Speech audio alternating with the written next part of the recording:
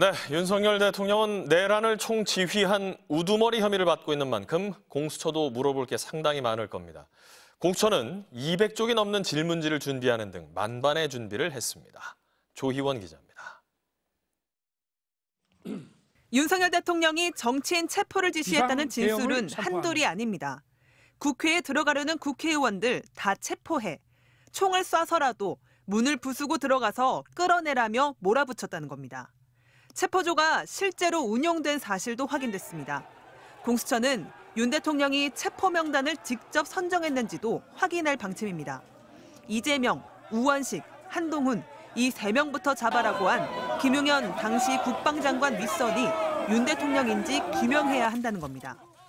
윤 대통령이 제2, 제3의 비상계엄을 구상했는지도 조사의 초점입니다. 앞서 검찰은 윤 대통령이 내가 2번, 3번 계엄령을 선포하면 된다고 말했다고 밝혔습니다. 국회를 무력화한 뒤 창설하려고 한 비상입법기구의 정체도 확인할 방침입니다.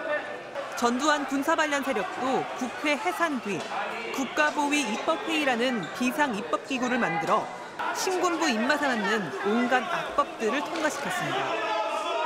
공수처는 일부 극우 세력들이 주장하는 망상적 부정선거 주장이 어떻게 이번 비상계엄의 배경이 됐는지도 확인할 방침입니다.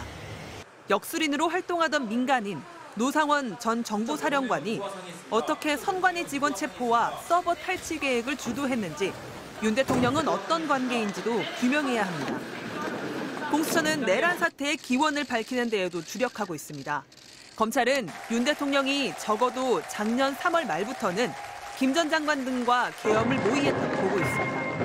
윤 대통령이 이때부터 비상대권, 비상조치 같은 말을 쏟아내다 위헌적이고 위법한 비상계엄을 선포했다는 겁니다. 극우 성향 유튜버들도 그즈음 비상대권을 언급하기 시작했습니다.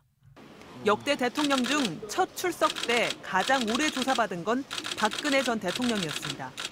지난 2017년 박 전 대통령은 오전 9시 반쯤 출석해 다음 날 오전 7시까지 21시간 반 동안 조사받았습니다. 당시 검찰은 200쪽 분량의 질문지를 준비한 것으로 알려졌습니다. 윤 대통령도 마라톤 조사가 불가피하다는 전망이 나오고 있습니다. MBC 뉴스 조희원입니다.